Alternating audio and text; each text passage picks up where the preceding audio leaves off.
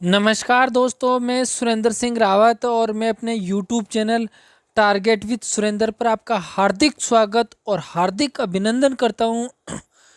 दोस्तों, इस वीडियो को बिल्कुल स्किप नहीं करें। इस वीडियो में मैं बहुत सारी ऐसी चीज़ें बताने वाला हूं जो आप पूछते रहते हैं कमेंट में और व्हाट्सएप पे, है ना। तो आप बिना वीडियो को स्किप किए पूरा वीडियो देखें। निश्चित रूप से अगर आप सेकंड ग्रेड की तैयारी कर रहे हैं तो ये वीडियो आपको बहुत लाभ पहुंचाएगा। वीडियो को पूरा कंप्लीट देखिए, टाइम वेस्ट मत मानिए इसको, टाइम इन्वेस्ट मानिए इसको, है ना। तो आपको ज़रूर फायदा होगा, है ना। तो छोटी मोटी जानकारी पहले मैं देना चाहता हूँ। बहुत सारे विद्यार्थियों के बहुत सारे सवाल होते हैं, सर इसमें कितने पेपर होते हैं, है ना। सर इसकी कट ऑफ कितनी रही थी लास्ट, है ना। और भी कई तरह के सवाल होते हैं, नेगेटिव मार्किंग कितनी होती है, कितने परसेंट मार्क्स चाहिए, है ना। तो मैंने हर एक पे विज्ञप्ति पे वीडियो बना रखा है और योग्यता जो विज्ञप्ति में आगे योग्यता पे वीडियो मैंने बना रखा है। कट ऑफ में पे मैंने वीडियो बना रखे हैं।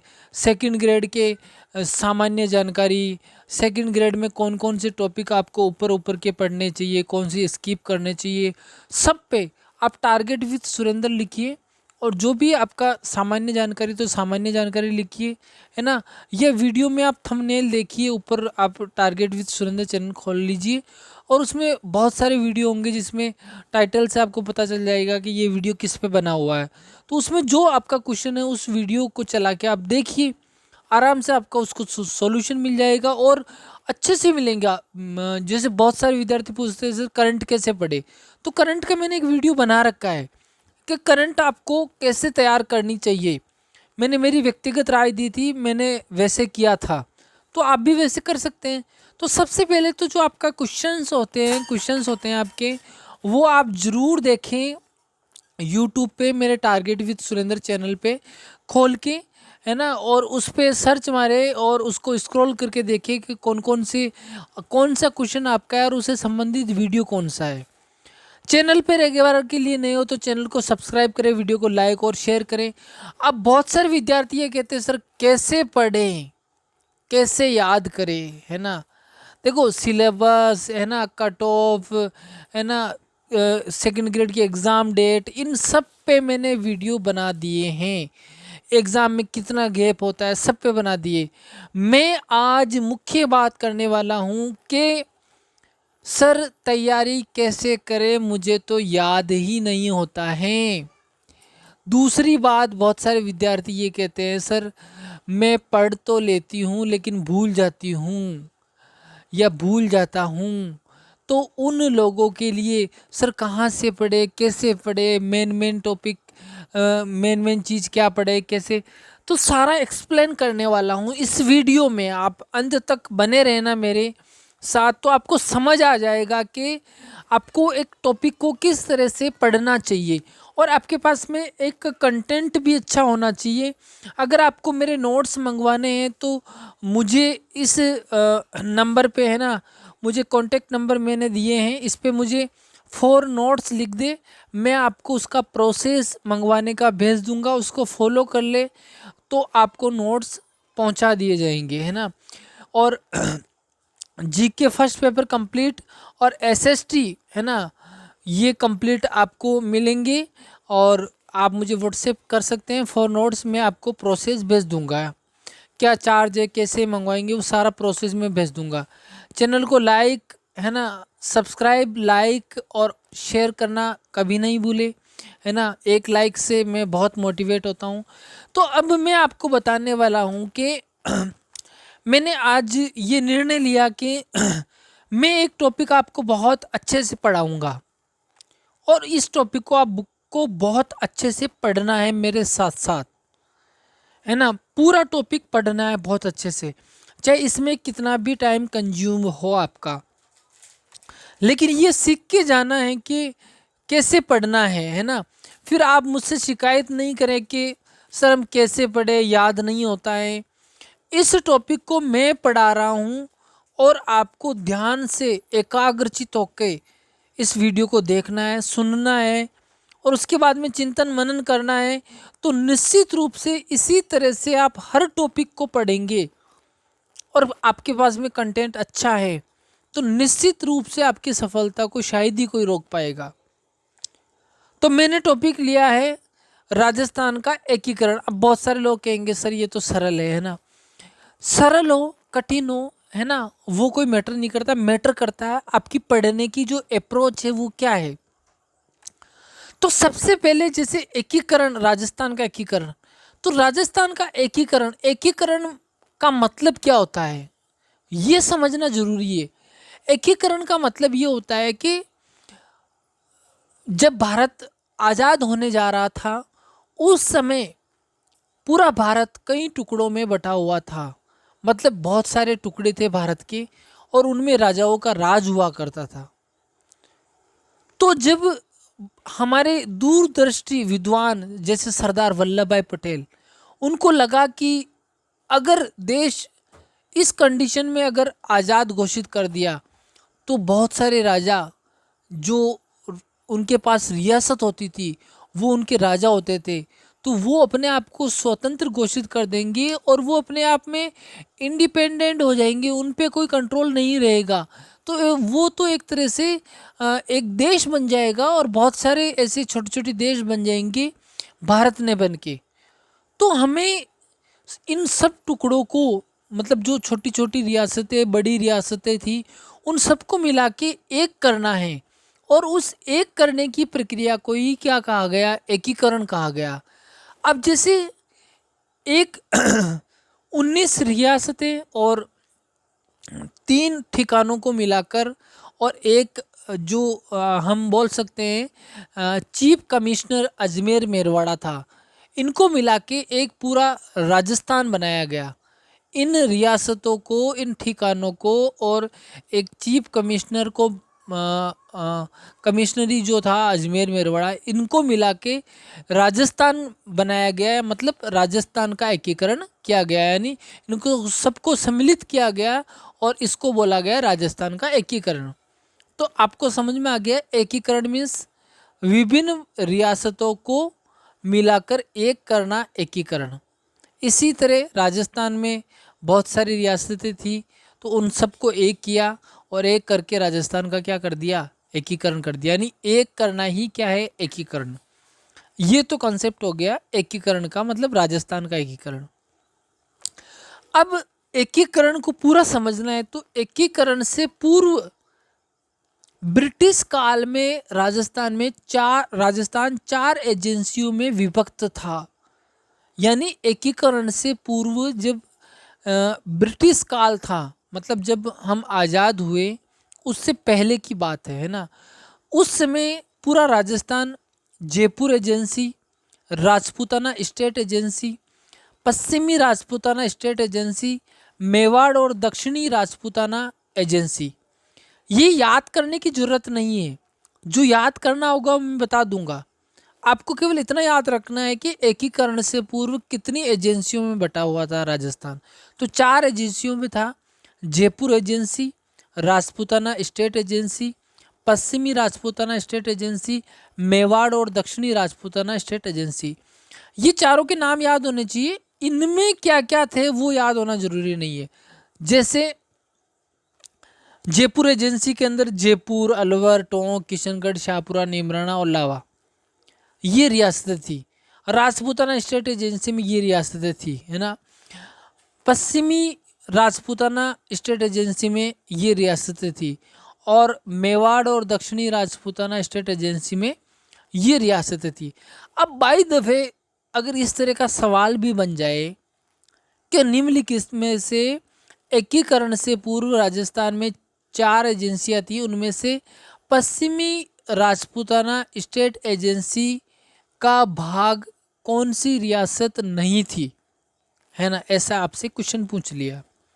अब उसमें ऑप्शन दिया जैसलमेर, बीकानेर, जोधपुर और झालावाड़।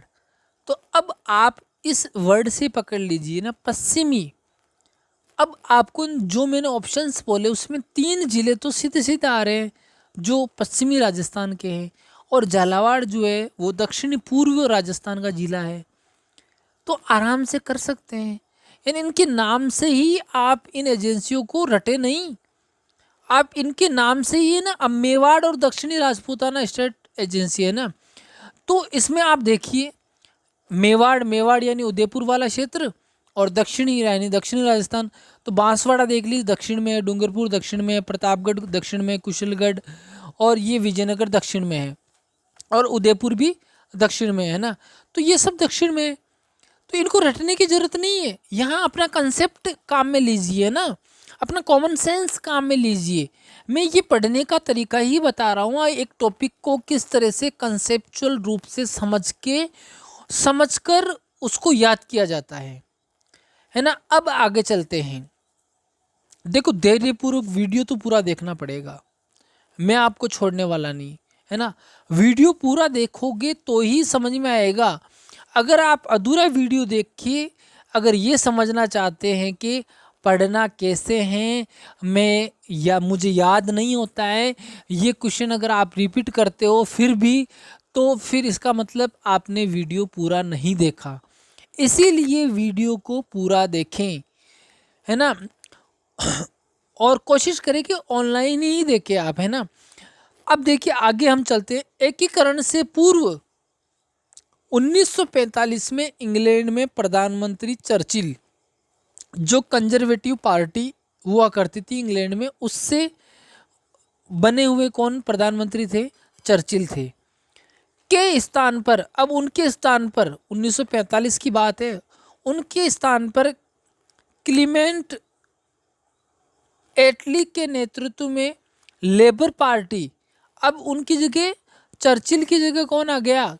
क्लीमेंट एटली के नेतृत्व में लेबर पार्टी की सरकार बनी।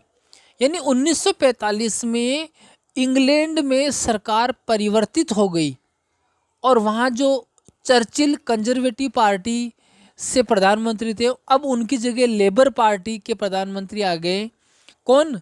क्लीमेंट एटली। तो आप कहोगे सर इससे राजस्थान का एकीकरण का क्या संबंध है?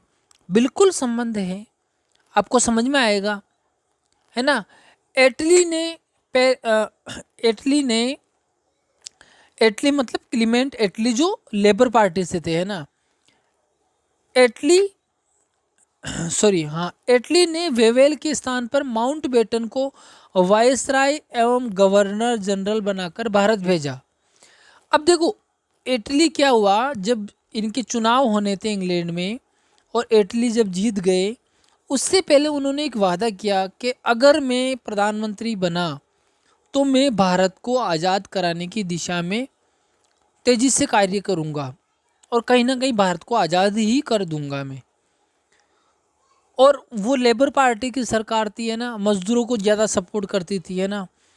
तो उन्होंने जैसे वादा कर रखा था उसी हिसाब से उन्होंने, जैसे ही वो प्रधानमंत्री बने, तो उन्होंने क्या किया, माउंटबेटन को वेवेल, पहले यहाँ पर वेवेल जो है वायसराय और गवर्नर जनरल हुआ करते थे, मतलब भारत में अंग्रेजों का सर्वोच्च जो पद था वो वायसराय एवं गवर्नर जनरल का होता था। अब यहाँ पर एटली ने वेवेल यहाँ पर गवर्नर जनरल थे पहले, उनके स्थान पर किसको वायसराय और गवर्नर जनरल बनाकर भेजा? माउंटबेटन को भेजा। अब माउंटबेटन किसका आदमी है?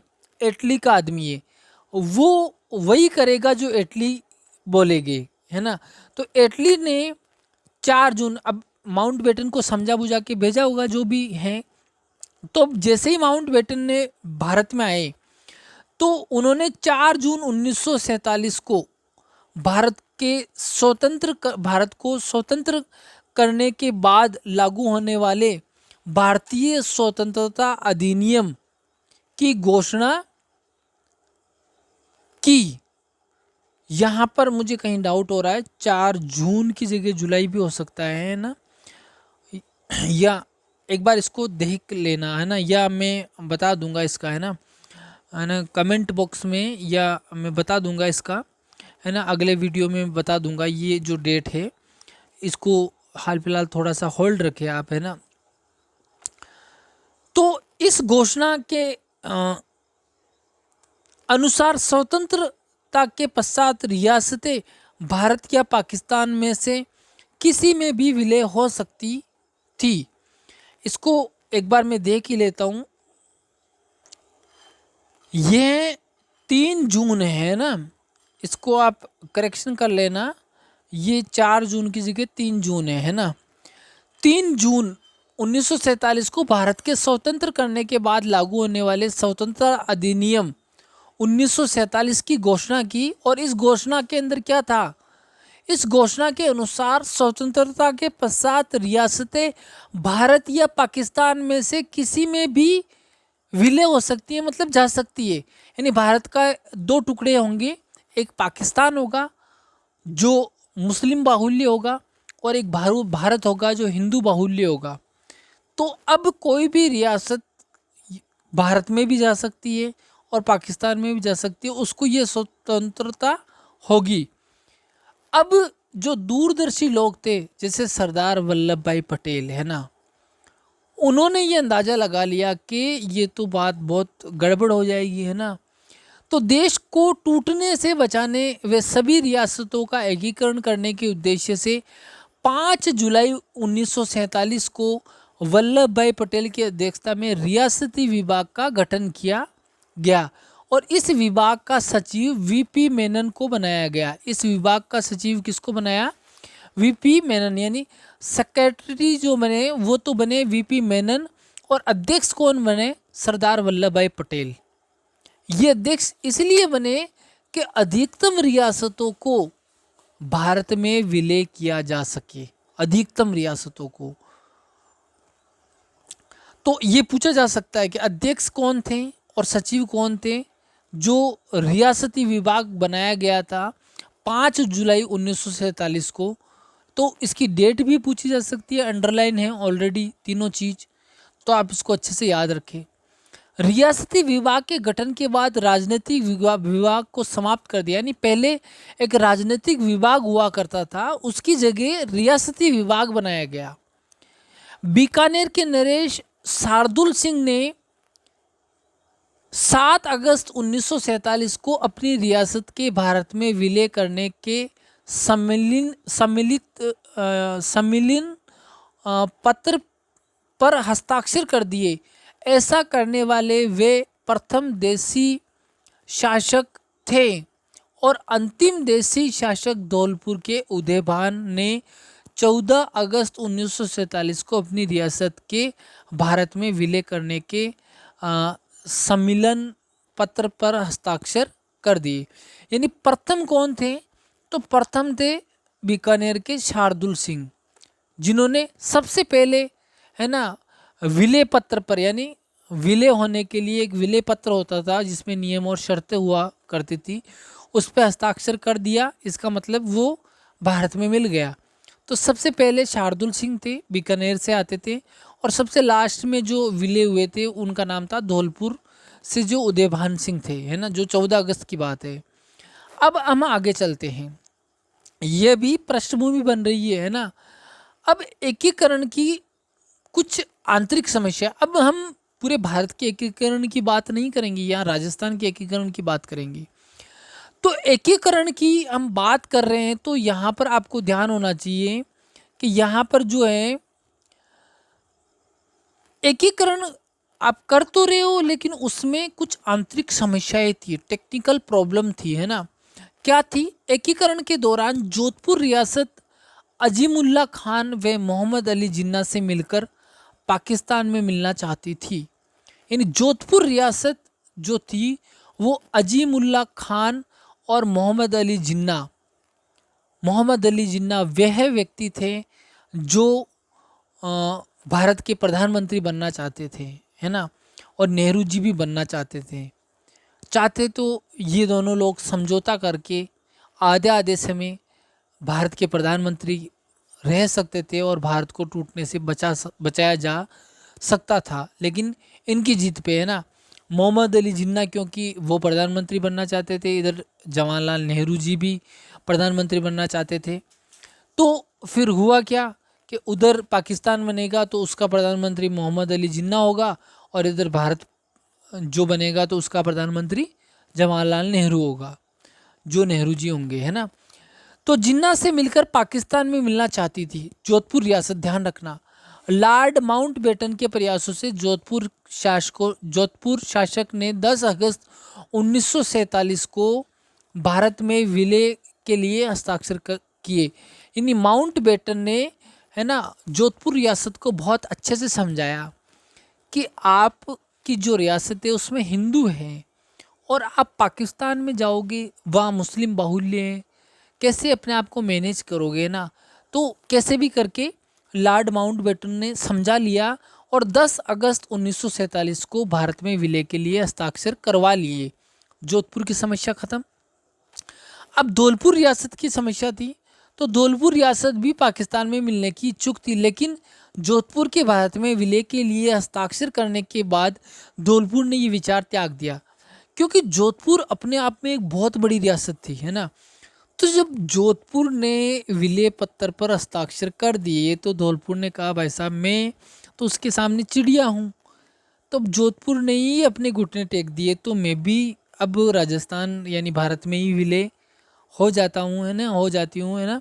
तो धौलपुर रियासत ने भी भारत में राजस्थान में विलय होने का निर्णय ले लिया। दोनों रियासतों की जो समस्या थी वो ख़त्म हो गई। अब एक और समस्या थी, है ना। उदयपुर के महाराणा भूपाल सिंह ने विभिन्न रियासतों को मिलाकर राजस्थान यूनियन बनाने का प्रयास किया। ये प्रश्न कई बार पूछा गया एग्जाम में, अंडरलाइन भी किया हुआ है। उदयपुर के महाराणा भूपाल सिंह ने विभिन्न रियासतों को मिलाकर राजस्थान यूनियन बनाने का प्रयास किया, है ना। भूपाल सिंह जो थे उदयपुर के, क्योंकि उदयपुर अपने आप में एक बड़ी रियासत थी, तो उन्होंने एक प्लानिंग करी थी कि क्यों ना हम एक राजस्थान यूनियन बना ले, है ना। लेकिन उनका जो प्रयास था वो असफल रहा। इन्होंने 25-26 जून, है ना, 1946 को, अभी देखो भारत आज़ाद 15 अगस्त 1947 को होगा, इन्होंने 25-26 जून 1946 को ही, क्योंकि इनको ये बातें पहले से ही पता थी कि आगे ऐसा कुछ होने वाला है एकीकरण जैसा, तो हम पहले से ही कुछ ऐसा बड़ा संगठन बना ले ताकि हम अपने आप को स्वतंत्र रख सकें और हमें प्रेशराइज करके न तो भारत में रहने पाकिस्तान में मिलाया जा सके, हम स्वतंत्र रहेंगे और एक अपना अलग ही वजूद होगा। तो इनकी ये सोच थी। तो इन्होंने 25-26 जून 1946 को राजस्थान, गुजरात व मालवा क्षेत्र के राजाओं का सम्मेलन किया। मतलब राजस्थान की उसमें काफ़ी रियासतें थी, गुजरात की रियासतें थी, मालवा क्षेत्र की रियासतें थी, और वहाँ के राजाओं का एक सम्मेलन हुआ 25-26 जून 1946 को। और इसमें इन्होंने सभी रियासतों को कहा कि ये जो इन्वर्टेड कॉमा में है वाक्य यहाँ से, है ना, ये पूछा जाता है, हम सबको मिलकर एक राजस्थान यूनियन का गठन कर लेना चाहिए ताकि हम स्वतंत्र भारत में अपना स्वतंत्र अस्तित्व बनाए रख सकने में सक्षम हो सके। इनकी लाइन से ये स्पष्ट हो रहा है, ये कहना चाह रहे हैं कि हमें जो मालवा, गुजरात और राजस्थान की जो बड़ी बड़ी रियासतें हैं, हम और कुछ छोटी रियासतें भी हैं, हम सबको मिलकर एक क्या बना लेना चाहिए, राजस्थान यूनियन का गठन कर लेना चाहिए ताकि स्वतंत्र भारत में हम अपना स्वतंत्र अस्तित्व बनाए रख सकने में सक्षम हो सके। क्योंकि जब हमारा इतना बड़ा संगठन होगा, इतनी बड़ी बड़ी रियासतें होगी और छोटी छोटी रियासतें भी होगी, लेकिन हमारा संगठन जो होगा वो एक होगा और उसका नाम होगा राजस्थान यूनियन, तो हमें प्रेशराइज नहीं किया जा सकेगा और हम भले ही भारत और पाकिस्तान दो देश बन जाए, लेकिन हम फिर भी अपन अगर स्वतंत्र रहना चाहे तो हम स्वतंत्र रह सकते हैं, क्योंकि हमारा संगठन बहुत बड़ा संगठन होगा। तो ये लाइन सीधी एग्जाम में पूछी जाती है कि ये वाक्य किसने कहा था, किस संदर्भ में कहा था, है ना, इनकी क्या मंशा थी इसके पीछे। भूपाल सिंह का ये प्रयास असफल रहा, क्योंकि जो वो करना चाह रहे थे, कहीं ना कहीं उन रियासतों में अपने आप में ही फूट पड़ गई थी, है ना। तो ये हो नहीं पाया, और इन्होंने फिर एक बार, है ना, इन्होंने 23 मई 1947 को दूसरा सम्मेलन भी आयोजित कर दिया। पहले में सफल रहे, है ना, तो दूसरा हाथों हाथों हाथ तो क्या, 23 मई 1947 को दूसरा सम्मेलन आयोजित किया, जिसमें केवल अब की बार इन्होंने मालवा गुजरात को छोड़ दिया। इन्होंने कहा कि अब की बार केवल राजस्थान क्षेत्र की रियासतों को आमंत्रित किया, और इस सम्मेलन में वो रियासत आई जिसको आमंत्रित किया, किन किन को, जयपुर को, जोधपुर को और बीकानेर को छोड़कर सभी रियासतों ने उदयपुर के साथ मिलने की सैद्धांतिक सहमति दे दी। मतलब केवल ये तीन रियासतें, जयपुर, जोधपुर और बीकानेर, इनको छोड़कर बाकी लगभग लगभग सभी रियासतों ने उदयपुर के साथ मिलने की सैद्धांतिक सहमति दे दी कि हम मिल जाएंगे उदयपुर में, कोई दिक्कत नहीं है। सैद्धांतिक सहमति के बावजूद देरी होने के कारण ये प्रयास भी असफल रहा। कहते हैं ना कि सैद्धांतिक सहमति तो दे दी हाँ कि हम मिल जाएंगे उदयपुर में, और उदयपुर एक एक अलग संगठन होगा, है ना, स्वतंत्र भारत में। लेकिन कुछ देरी, कुछ कमी, है ना, खुदा को कुछ और मंजूर था या भगवान को कुछ और मंजूर था, इसीलिए इसमें देरी हुई और ये प्रयास भी असफल रहा। तो पहली समस्या थी अपने सामने, जोधपुर और धौलपुर रियासतें पाकिस्तान में जाना चाह रही थी। दूसरी समस्या ये उदयपुर थी, है ना, यहाँ के महाराणा भूपाल सिंह कहाँ अपना एक अलग स्वतंत्र अस्तित्व बनाए रखना चाह रहे थे। और तीसरी समस्या जो उभर के आ रही थी वो ये आ रही थी कि कोटा ने बूंदी व झालावाड़ को मिलाकर हाड़ौती संघ बनाने का प्रयास किया। कोटा ने, ध्यान रखना, किसने प्रयास किया, कोटा ने बूंदी व झालावाड़ को मिलाकर हाड़ौती संघ बनाने का प्रयास किया।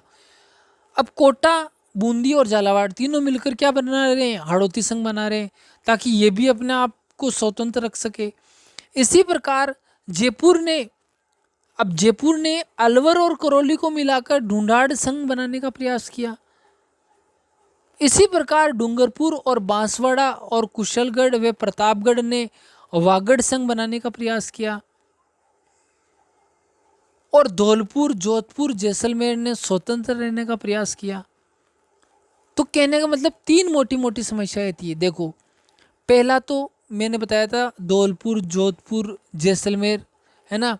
ये पहले तो धौलपुर और जो जोधपुर थी पाकिस्तान में जाना चाह रही थी, है ना, तो माउंटबेटन ने समझा बुझा के इनको यहाँ मिला लिया।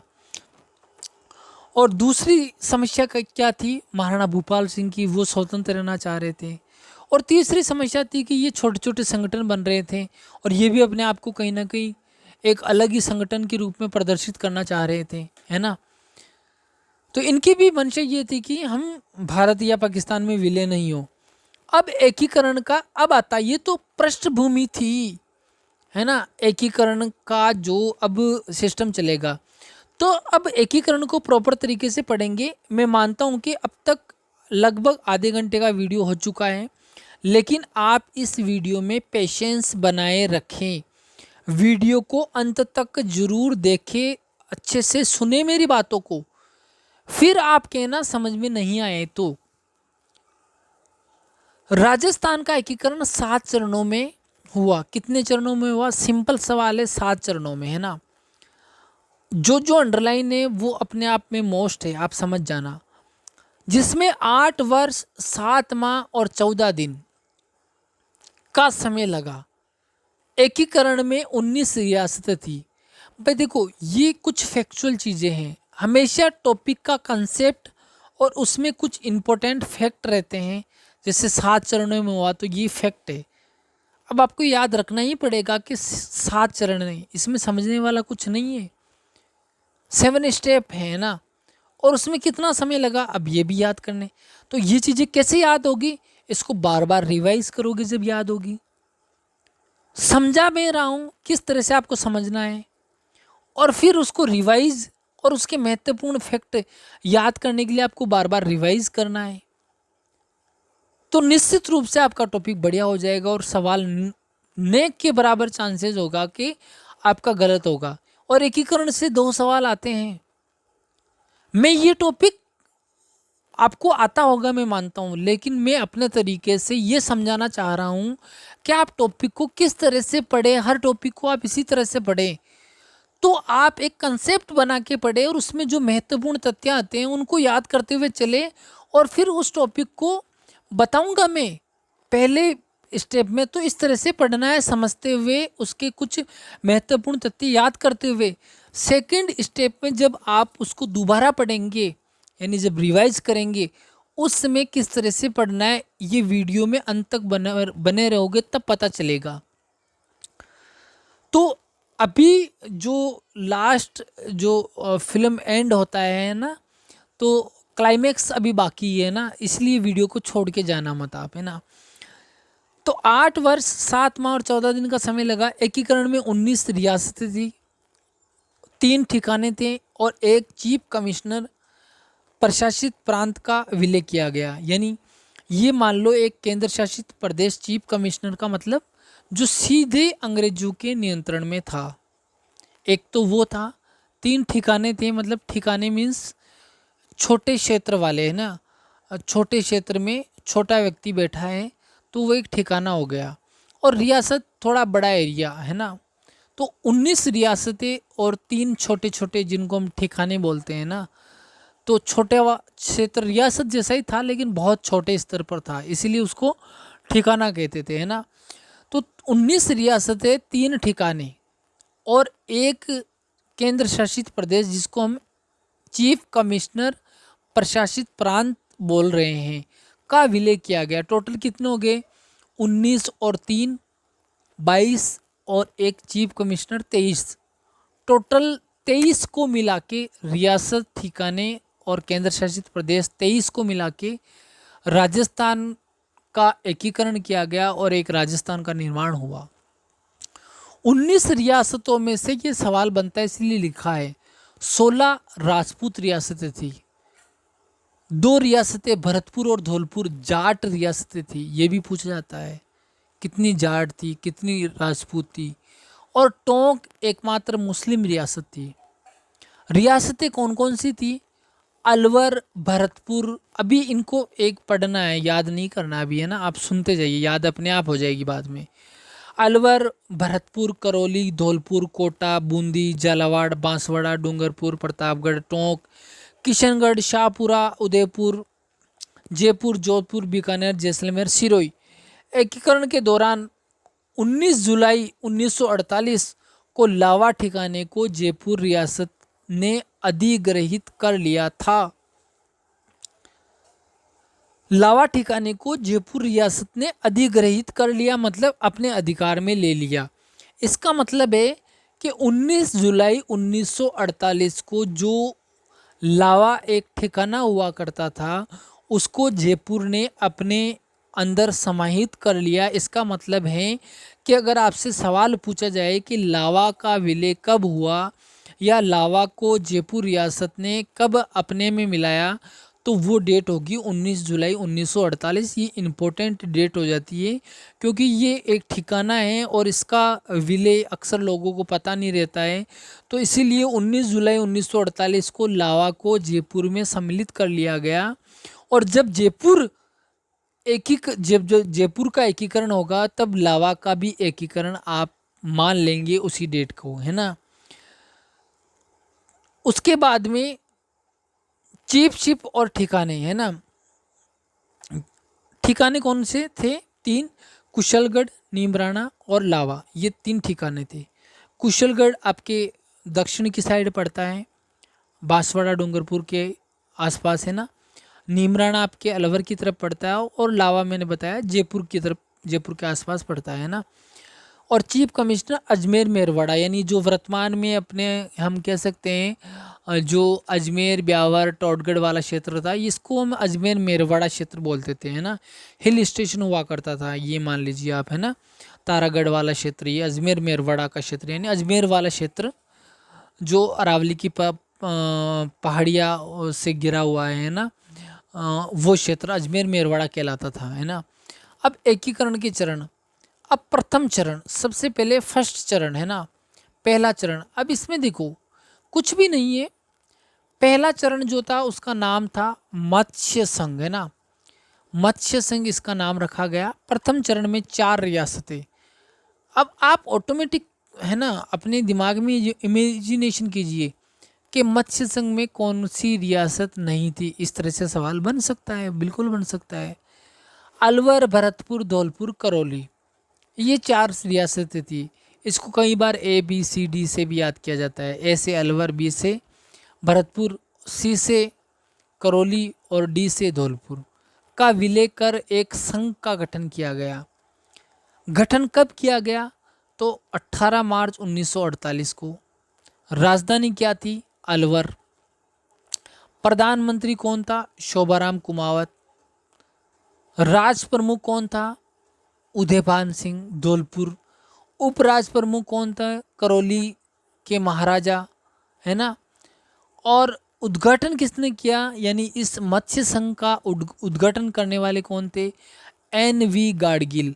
मत्स्य संघ के का नाम किसने दिया? KM मुंशी की अनुशंसा पर इसका नाम क्या रखा गया? मत्स्य संघ रखा गया। KM मुंशी ने कहा कि ये किसी ज़माने में मत्स्य प्रदेश हुआ करता था, है ना, इसीलिए इसका नाम, इस संगठन का नाम क्या रख दें, इस संघ का नाम क्या रख दें? मत्स्य संघ रख दें। और स्वतंत्रता के पश्चात इस संघ को उत्तर प्रदेश में मिला लेंगे या राजस्थान में इसका मिलना तय किया गया कि मतलब भविष्य के लिए इसको छोड़ देते हैं बना के, अभी हाल फिलहाल, कि इन 4 रियासतों का एक अलग संगठन बना के छोड़ देते हैं जिसका नाम मत्स्य संघ रखा गया। और आगे देखा जाएगा कि इसको हम यूपी में मिलाएंगे या राजस्थान में रखेंगे, इसका डिसीजन बाद में लिया जाएगा। तो देखो गठन, इसका गठन 18 मार्च 1948। देखो इधर 18 तो इधर भी। अब देखो 1948 यानी भारत आज़ाद हो गया, उसके बाद ये प्रक्रिया शुरू हुई, है ना। यानी इसकी कॉन्सेप्ट तो पहले ही बनने लग गया। मैंने बताया था ना, भारत आज़ाद होने से पहले ही रियासतों ने अपने आप को स्वतंत्र, या कोई पाकिस्तान में जाना चाह रहा है तो वो पाकिस्तान के लिए प्रयास कर रहा है, कोई भारत में रहना चाह रहा है, कोई स्वतंत्र रहना चाह रहा है। सरदार वल्लभ भाई पटेल सबको मिलाकर एक करना चाह रहे हैं। सब अलग अलग अपने अपने प्रयास में जुट गए। लेकिन जब भारत आज़ाद हो गया तो तब तक तो बहुत कुछ किया जा चुका था। सरदार वल्लभ भाई पटेल की देन है, इसीलिए उनको लोहा पुरुष कहा जाता है। उन्होंने इतने बड़ी भारत की कितनी 562 रियासतें हुआ करती थी उस समय, 562 रियासतें, और उनको एक साथ मिलाकर एक देश का निर्माण करना, यूं ही उनको लोहा पुरुष नहीं कहते हैं। उन्होंने जो काम किया, आप सोचो कितने राजा थे, सबसे बात करना, उनको मनाना, उनकी बहुत सारी शर्तें, नियम, है ना, कि हमें ये शर्त हमारी है तब तो हम भारत में मिलते हैं, नहीं तो हम तो पाकिस्तान में जाएंगे या स्वतंत्र रहेंगे। तो बहुत सारे प्रयास किए सरदार वल्लभ भाई पटेल और उनके संगठन में और भी कुछ लोग थे, है ना। तब जाके एक अखंड भारत हम कह सकते हैं कि बना। इतना लंबा चौड़ा है ना एरिया, विश्व का 7वां बड़ा देश है ना, क्षेत्रफल के हिसाब से और जनसंख्या के हिसाब से दूसरा। तो ऐसे ही नहीं बन गया। और सरदार वल्लभ भाई पटेल को ऐसे ही लोहा पुरुष नहीं कहा जाता है। इसके पीछे ये बहुत बड़ा कारण है, क्योंकि वो रियासती विभाग के अध्यक्ष बने और VP मेनन साहब उनके सेक्रेटरी थे, है ना, सचिव थे। तो 18 मार्च 1948 को तो भाई साहब मत्स्य संघ बन के रेडी हो गया। 4 रियासतें इसमें फिक्स कर दी गई। राजधानी रखा गया अलवर को, क्योंकि अलवर थोड़ा अपने आप में स्पेशल था उस समय ना। और प्रधानमंत्री जो थे वो अलवर के ही थे, क्योंकि जब अलवर को राजधानी रखा गया तो फिर प्रधानमंत्री भी राजधानी से ही रखेंगे, शोभाराम कुमावत। और राज प्रमुख, है ना। अब इनमें क्या किया कि जो संगठन बनाए ये बना रहे थे, उन संगठनों में कुछ पद इन्होंने बना दिए, जैसे प्रधानमंत्री का पद बना दिया। तो प्रधानमंत्री कौन बने? शोभाराम कुमावत, जो अलवर से ही थे। एक पद बना दिया राज प्रमुख का, है ना। तो राज प्रमुख मतलब जैसे अपन राज्यपाल कह सकते हैं या राष्ट्रपति कह सकते हैं, उस तरह का पद। तो एक मुख्यमंत्री जैसा पद, जिसको हम उस समय रियासतों में संगठन बनाए जा रहे थे, तो उस समय उनका नाम प्रधानमंत्री हुआ करता था, है ना। तो प्रधानमंत्री बने शोभाराम कुमावत, जो अलवर से थे, क्योंकि अलवर को ही राजधानी बनाया गया था। ऐसे अलवर फर्स्ट वाली को ही राजधानी बनाया। उपराज प्रमुख किसको बनाया? महाराजा करौली, है ना, करौली के महाराजा को।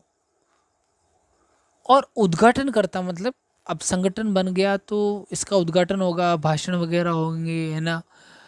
जैसे भाई कोई भी अगर किसी चीज़ का उद्घाटन होता है, मान लीजिए कोई भले ही एक छोटी गाड़ी लेके आया, लेकिन उसका उद्घाटन तो होता ही है।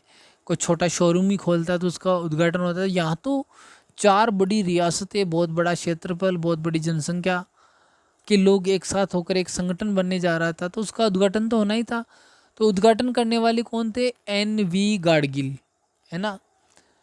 मत्स्य संघ के नाम के M मुंशी की अनुशंसा पर रखा गया, यानी मत्स्य संघ का नाम KM मुंशी जो थे उनकी अनुशंसा पर, यानी उनके कहने पे रखा गया। उन्होंने सुझाया ये नाम कि ये पुराने समय में ये वाला क्षेत्र मत्स्य प्रदेश के नाम से जाना जाता था, इसीलिए इस संगठन का नाम भी हम क्या रखेंगे? इन 4 रियासतों से मिलकर जो संघ बन रहा है, मत्स्य संघ, है ना, उसका नाम भी हम क्या रखेंगे? मत्स्य संघ ही रखेंगे। स्वतंत्रता पश्चात इस संघ को हम या तो, क्योंकि ये यूपी की बॉर्डर से लगता है ना, या तो यूपी में मिला देंगे या राजस्थान में मिला देंगे, दोनों में से किसी में भी मिला देंगे। तो वीडियो बहुत लंबा हो रहा है, इस वजह से इसको हम पार्ट 1 नाम दे देते हैं। और अब ध्यान रखना, फिल्म अभी चली है, ट्रेलर उसका दिखाया है और थोड़ी सी झलक आपको मिली है, शुरुआती पृष्ठभूमि आपकी बनी है। अभी पूरा कंसेप्ट बाकी है, क्लाइमैक्स बाकी है कि किस तरह से आप टॉपिक को पढ़ेंगे तो आप उसको भूलेंगे नहीं, वो परमानेंट आपकी मेमोरी में फीड हो जाएगा।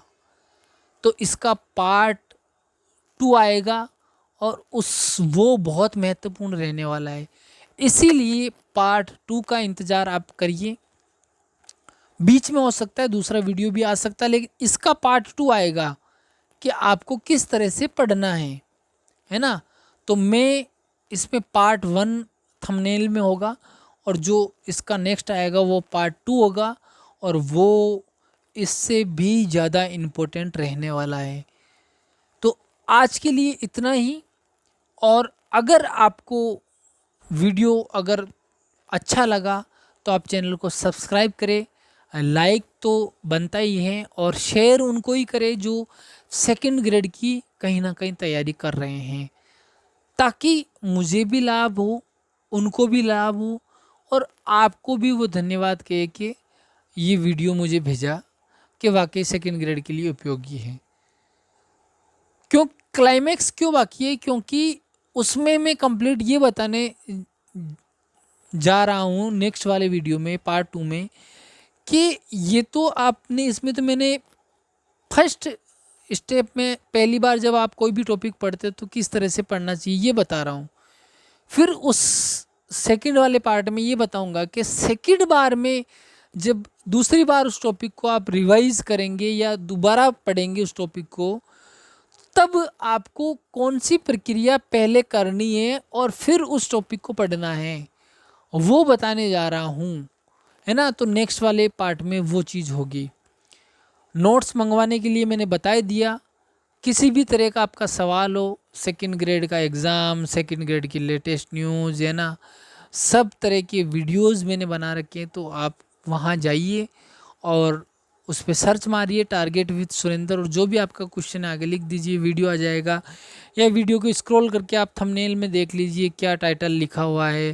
जैसे मान लीजिए सामान्य जानकारी है तो उस वीडियो में सेकंड ग्रेड की सामान्य जानकारी है, स्मार्ट स्टडी कैसे करें, है ना, मैंने कैसे तैयारी करी, है ना, बहुत सारे कट ऑफ, है ना, सब तरह के वीडियोस मिल जाएंगे।